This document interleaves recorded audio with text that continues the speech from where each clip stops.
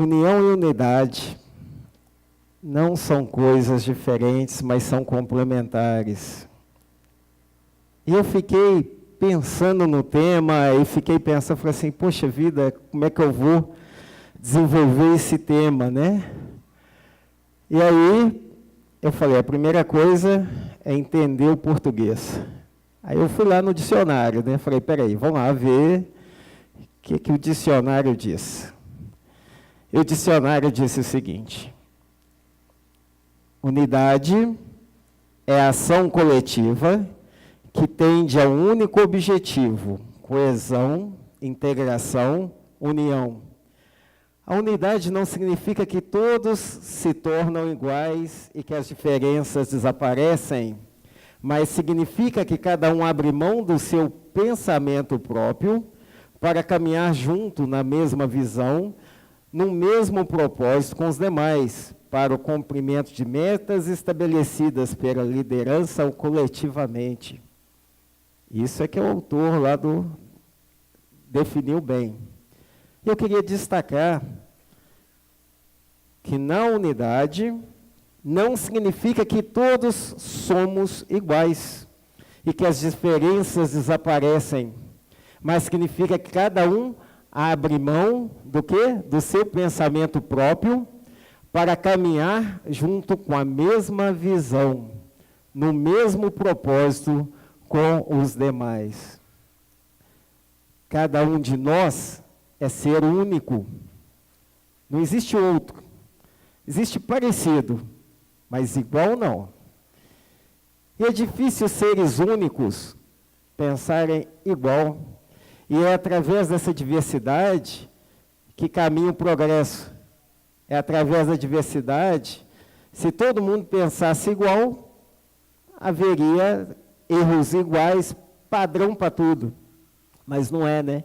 Sempre tem alguém que pensa diferente. Alguém pensou um dia diferente dos outros e não vou criar uma lamparina, vou criar uma lâmpada. Pensou diferente do outro, criou um computador. Pensou diferente do outro, criou um utensílio doméstico. É assim, nós somos diferentes. E graças a Deus por sermos diferentes. Mas na igreja, precisamos buscar a união. E pensando nisso, eu pensei na primeira igreja lá de Atos. Porque a igreja de Atos, nós vamos exprimir um pouco o texto, vocês vão ver coisas interessantíssimas quando a gente começa a olhar detalhadamente esse texto, que é pequeno. Mas o que é que está na primeira igreja, lá de Atos, capítulo 2, versículo 41 a 47? Diz: os que aceitaram a mensagem foram batizados naquele dia. Houve um acréscimo de cerca de 3.000 pessoas. Já pensou uma igreja iniciar com quase 3.000 pessoas? Imagina a igreja do centro aqui multiplicada. Espaço para banco, né? Como é que vamos fazer com esse povo todo? Como é que vamos organizar o culto? Como é que vai ser isso? É coisa de Deus, né? Mas não se atenham só aos números, ao tamanho. Apesar de ser uma igreja que começa grande, os cristãos ali reunidos tinham as características de 1 Coríntios, capítulo 3, versículo 1. Que era o quê? Irmãos, né? O que diz lá em Coríntios? Não pudes lhe falar como a espirituais, mas como carnais, como a crianças em Cristo. Uma igreja que começa grande, mas que tem pessoas que são bebês na fé. Que desafio, né? Muito. Diz o versículo 42. Vamos espremer um pouquinho esse texto. Eles se dedicavam ao ensino dos apóstolos e na comunhão, e no partir do pão e nas orações. Dedicar, qualidade daquele que persiste. Então é uma igreja que começa como? Persistindo, buscando Buscando o quê? Se dedicar no ensino dos apóstolos. Por quê? Porque não havia ainda a Bíblia escrita como nós conhecemos hoje. A Bíblia escrita ainda leva alguns anos para que ela pudesse, né, estar ali. E, na verdade, a Bíblia que nós conhecemos hoje, ela se só torna pública depois que Gutenberg, né, começa a imprimir e aí difunde de uma forma mais dinâmica. Até então, estava restrita a alguns. Já pensou fazer cópia de Bíblia? Ali, né, era muito difícil, não era fácil. Caro.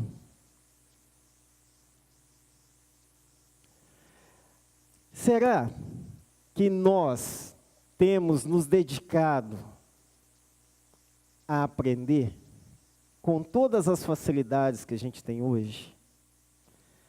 Será que nós temos tido essa mesma dedicação que aquela primeira igreja teve? 1 João, capítulo 1, versículo 3, diz: sim, o que ouvimos, isso vos anunciamos, para que vós também tenhais comunhão conosco, e a nossa comunhão com o Pai, com o Filho Jesus Cristo. Por que eu estou falando de comunhão? Porque comunhão significa para a gente que a gente vai compartilhar uma série de coisas. Nós vamos ter algo comum. E uma delas é o quê? Oração. Nós temos que orar, né? Uma igreja que quer crescer forte, uma igreja que quer ser unida, ela tem que ser unida em oração também. E a gente já teve exemplos aqui, né? Quantos problemas essa igreja já passou, que os irmãos dobraram o joelho e Deus respondeu. Não é?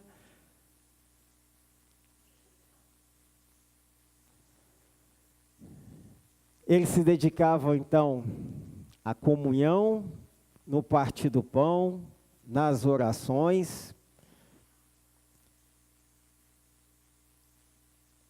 Tiago, capítulo 5, versículo 16, diz: confessai as vossas culpas uns aos outros e orai um pelos outros, para que sareis. A oração feita por um justo, muito, o quê? Muito pode, né?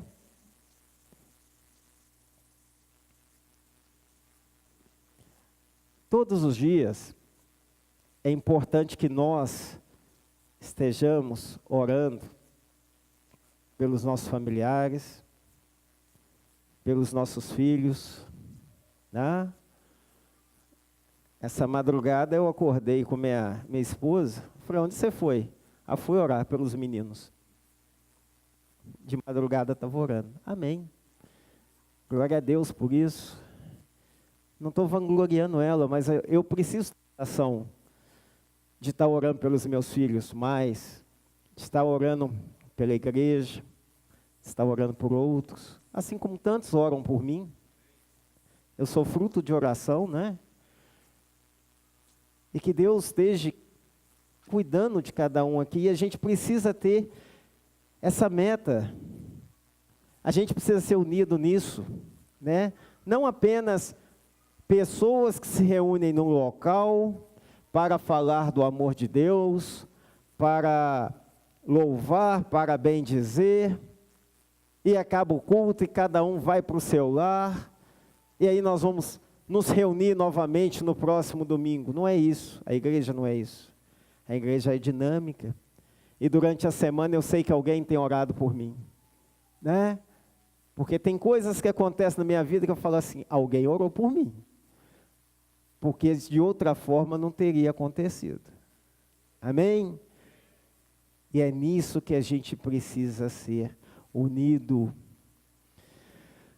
1 Tessalonicenses 5,17 diz mais: Orem continuamente. Em outras versões tem orem sem cessar. Eu estou batendo na tecla oração, porque a oração é uma ferramenta importante na vida do cristão. E a gente precisa tomar posse dessa ferramenta. E talvez, pela dificuldade geográfica mesmo, né, de estarmos uns com os outros, pelo tempo que é resumido, pela nossa vida agitada, eu não sei o que se passa na vida de cada um de vocês. Mas eu posso estar junto em oração. Eu não posso estar esses últimos 15 dias, né, a igreja tem recebido várias notícias de pessoas que têm falecido. E nem sempre nós podemos estar presente, né, ao velório. Mas muitas vezes podemos estar presente em oração. Diz o versículo 43 ainda, de Atos 2. E todos estavam cheios de temor, e muitas maravilhas e sinais eram feitas pelos apóstolos.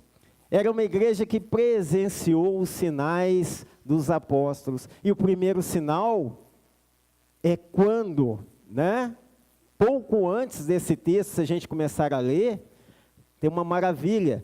Pessoas de nacionalidades diferentes estavam reunidos pela festa de Pentecostes. Ok.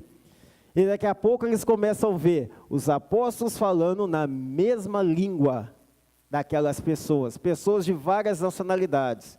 Se trouxéssemos hoje, né, para o nosso dia a dia, teríamos japonês, americano, jamaicano, né, não sei quantas nacionalidades, mas naquele evento tinham 17 nacionalidades. E aí, eu começo a perguntar para os senhores. Diz o versículo 44, que todos os que criam mantinham-se unidos e tinham tudo em comum.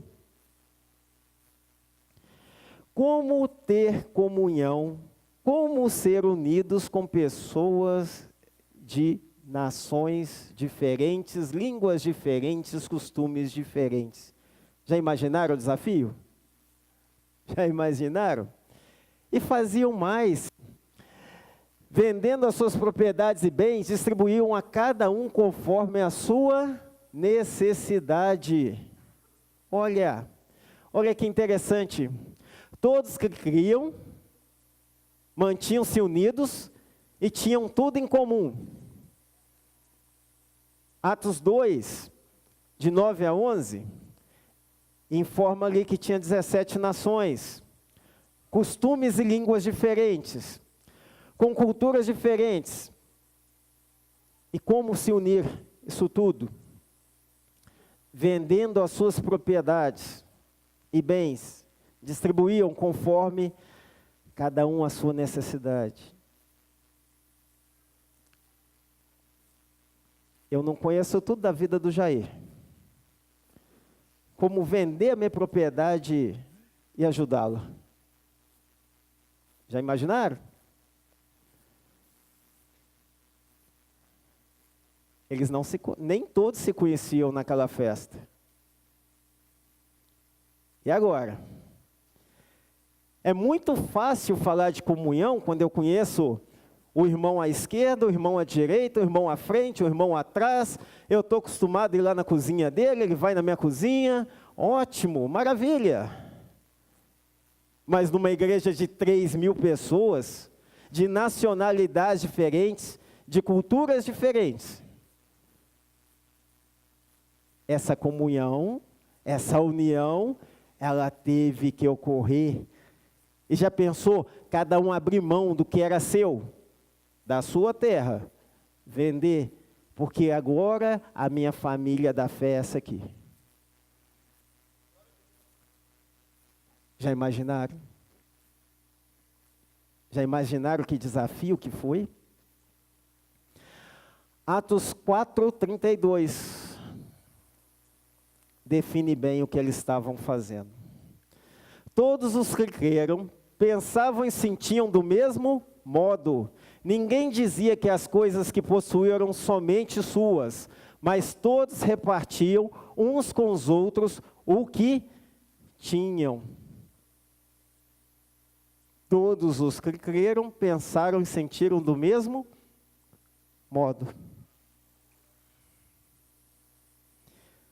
A gente precisa lembrar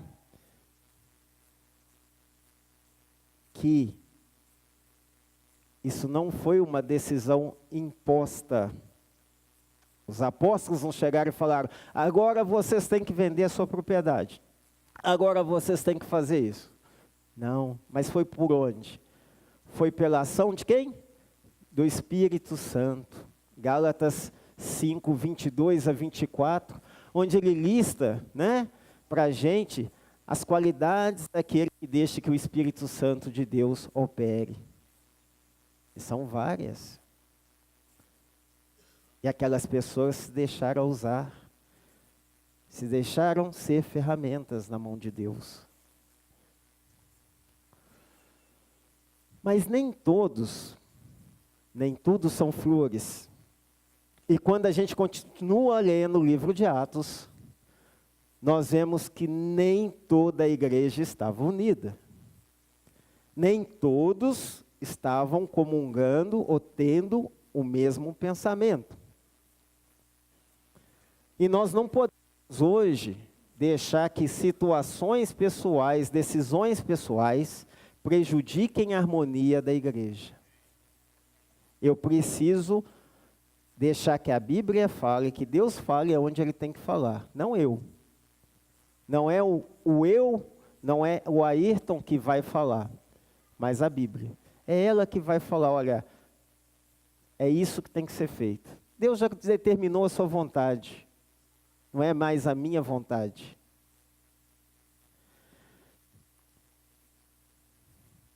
E Deus vai punir, né, todos aqueles que vão trabalhar contra a vontade dEle.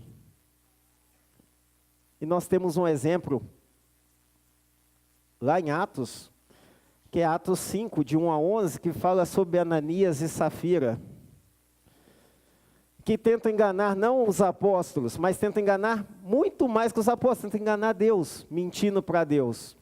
E Deus pune com morte. E para quem não conhece a história de Ananias e Safira, a igreja estava ali, todos vendendo as suas propriedades, entregando para os apóstolos para administrarem, e Ananias fala: nós vamos ficar bem na fita, né? Nós vamos falar que vendemos, nós vamos ficar lá, né? Falar: nossa, que bom, eles são bonitinhos, são santinhos, né? Venderam a sua propriedade. Mas em vez de falar por quanto venderam, eles não tinham obrigação de falar por quanto venderam. Eles podiam dar o que quisessem, mas foram fazer propaganda, né? Olha, nós vendemos, né? Entregamos tudo aqui. Na verdade, tinham guardado uma parte. E mentiram. E uma coisa que Deus odeia é o quê? A mentira. E Deus vai punir com morte. Ah, Deus é mau. Não, Deus estava preservando a unidade. Já pensou se essa prática se difunde? E Ananias e Safira falavam: olha, nós fomos lá naqueles apóstolos, falando que vendemos por 100, vendemos por 50. Na verdade, nós só demos 50 e ficamos com os outros 50. E ficamos bem. Já pensaram que aquelas pessoas que presenciaram aquilo, como ficaram? Deus estava trabalhando em prol da sua igreja. E era necessário punir, e Ele o fez. Mas esse exemplo que a gente tem no Novo Testamento também ocorre no Velho Testamento. E quando a gente abre lá em Josué, daqui a pouco a gente vai ver que é necessário fazer o quê? Obedecer a Deus. Se Deus fala faça, nós fazemos. Se Deus fala para, nós paramos. Nós não estamos tentando ser uma unidade? E a unidade não é que todos nós devemos abrir mão daquilo que nós imaginamos ou pensamos em prol da coletividade ou da união? E Josué, lá no capítulo 7, nós temos uma decisão do Acã. E o que é esse Acã? Para quem não se lembra,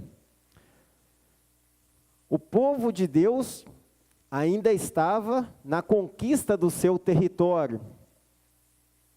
E Josué, então, manda alguns espias, e esses espias voltam e falam assim, olha, a cidade que nós vamos atacar, não precisamos de muita gente não, porque é uma cidade pequena, nós vamos tomar lá fácil. Não precisa todo mundo não, uns 3.000 homens é suficiente.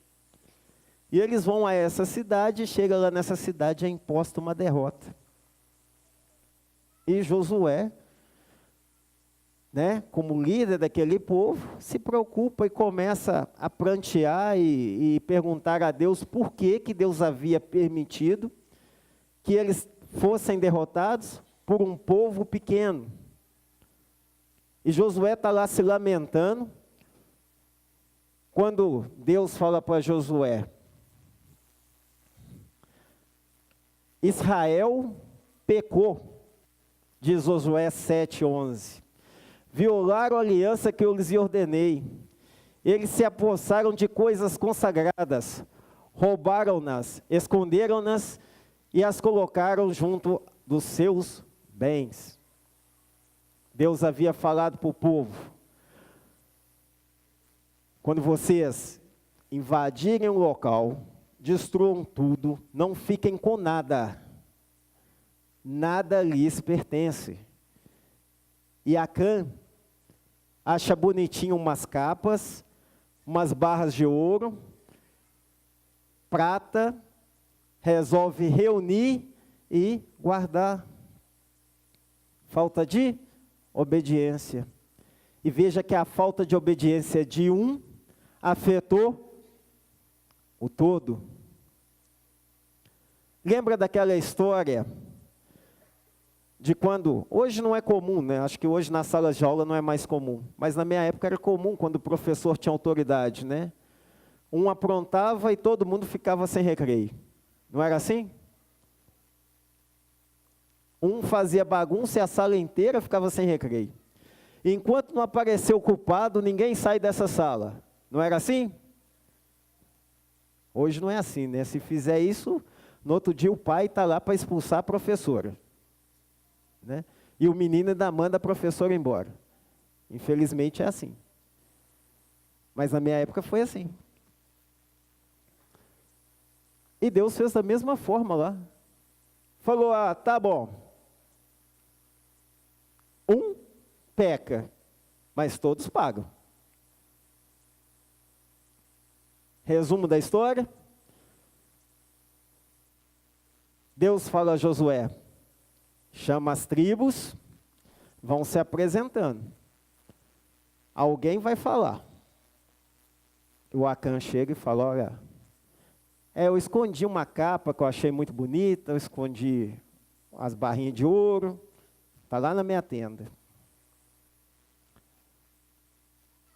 Qual que foi a punição? Morte.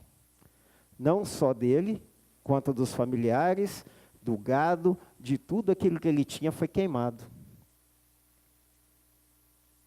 Deus é mau? Não. Deus estava preservando ali a obediência.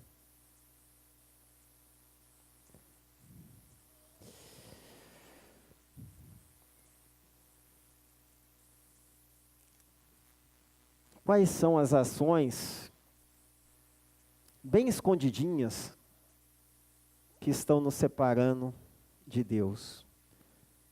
Será que hoje, talvez, em algumas situações, nós não estamos fazendo como Acã, escondendo aquele pecadinho de estimação lá de baixo, cuidando dele, né? Coloca até uma capa para ele não sentir frio, né? Deixa o pecadinho lá, coitado, quietinho, sem saber que talvez essa nossa ação esteja prejudicando o todo. Imagina vocês, se dessa igreja aqui, na Operação Lava Jato, saísse alguém daqui preso porque estava desviando o dinheiro do governo. Já imaginaram que estrago que seria nessa igreja? O irmão que até sustentava a igreja, né? A gente não tinha problema nenhum. Tem não, vamos embora, né?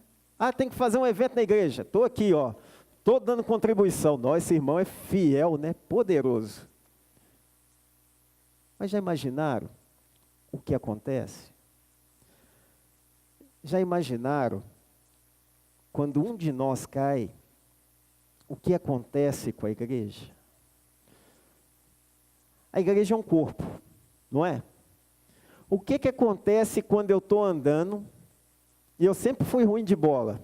Vamos colocar que eu ia jogar bola, e de vez em quando eu errava a bola e chutava o meio fio.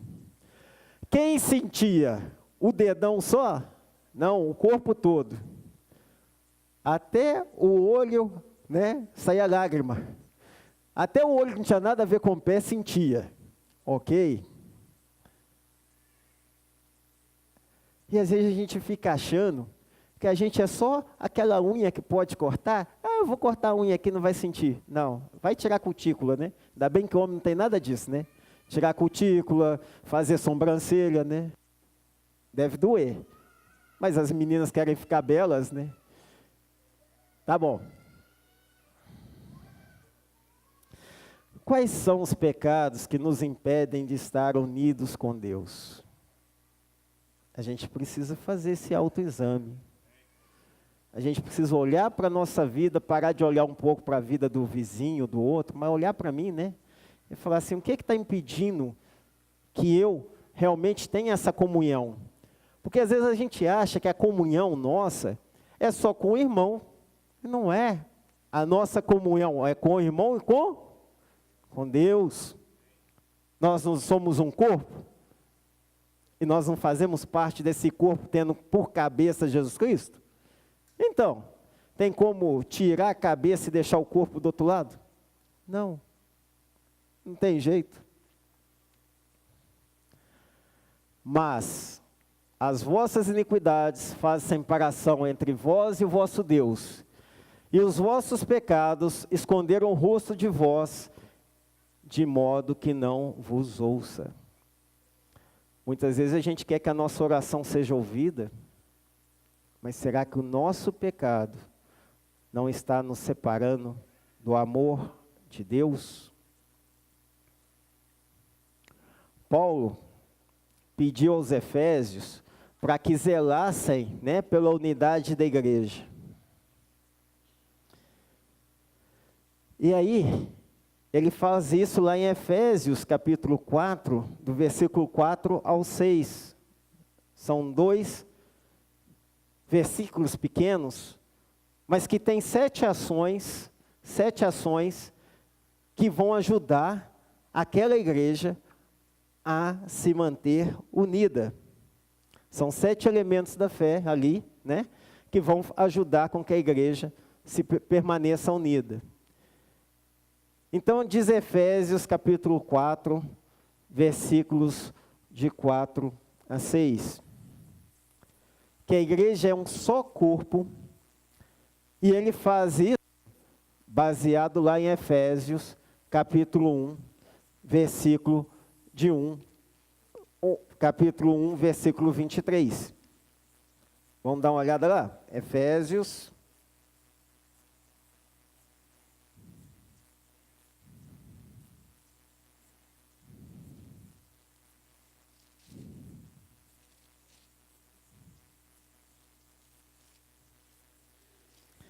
Efésios 1, 23.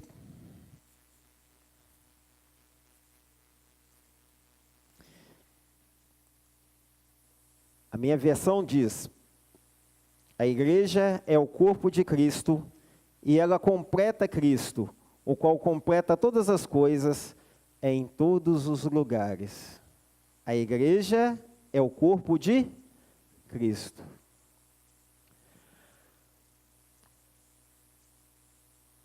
segundo item destacado em Efésios 4, de 4 a 6, é que a igreja tem um só Espírito. Está lá em Efésios, capítulo 1, versículo 13. Efésios 1, 13.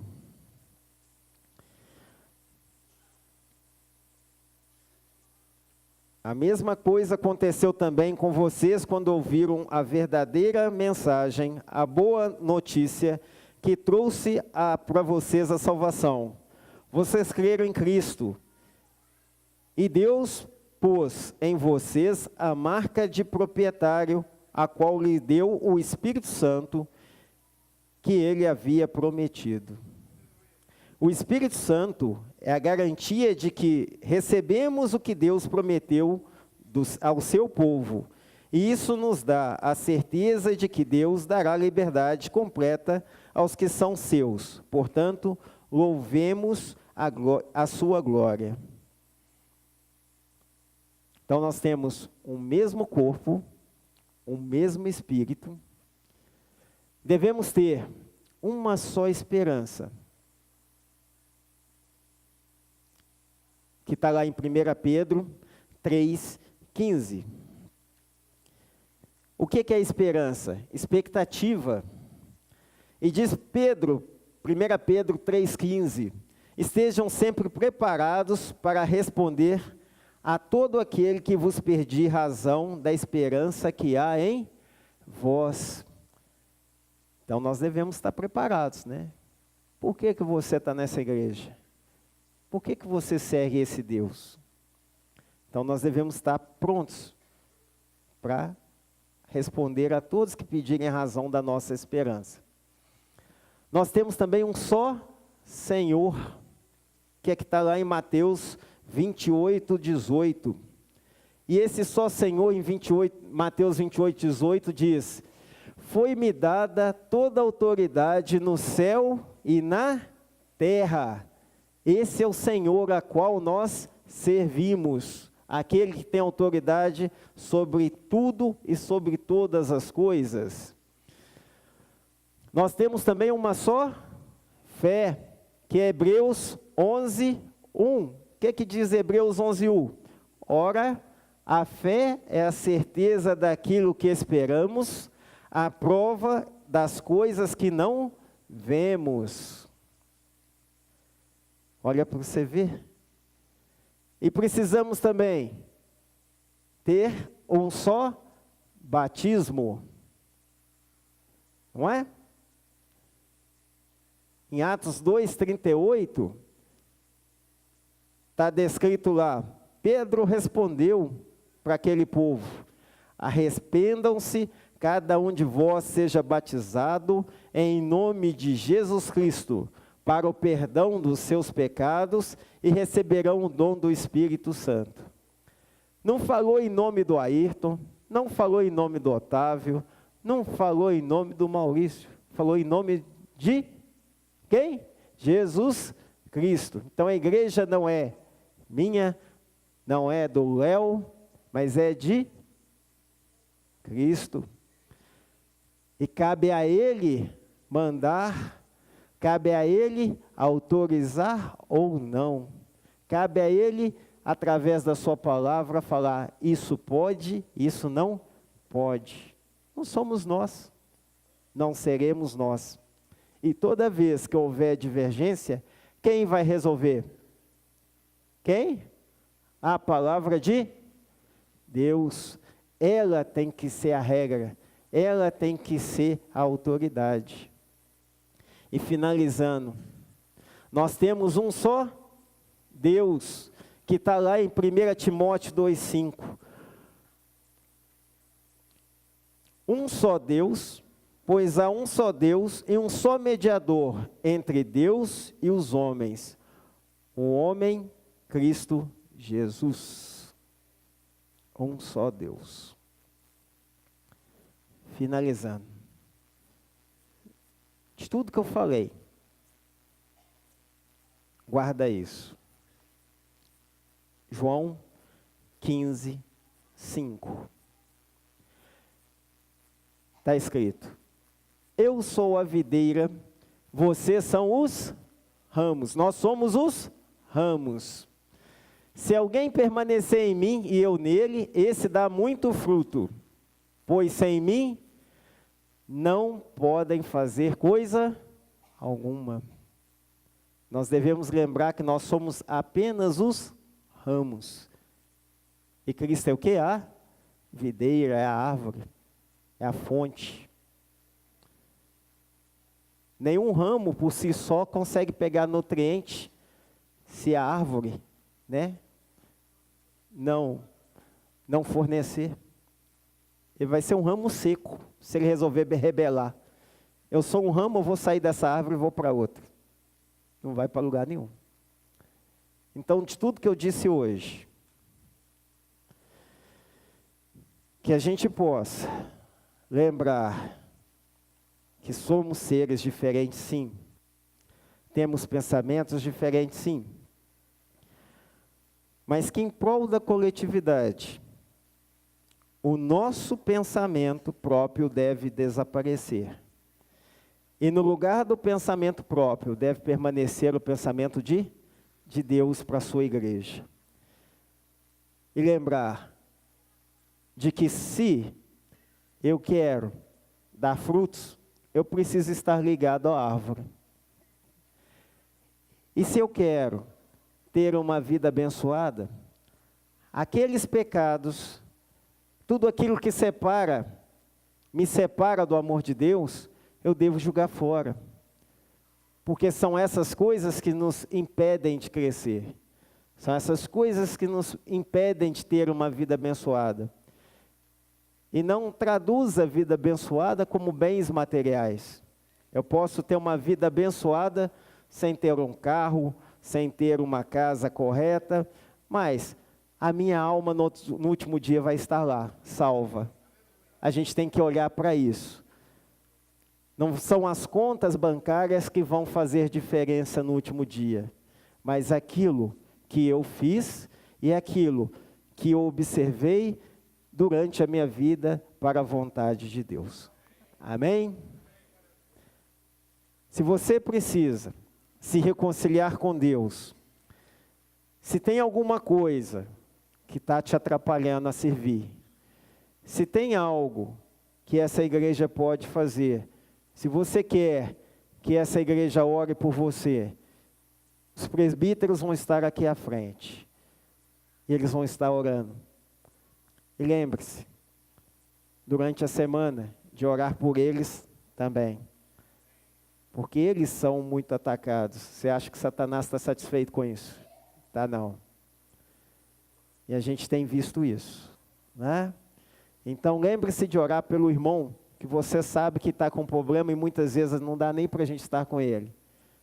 Mas orem por mim também. Amém? Amém.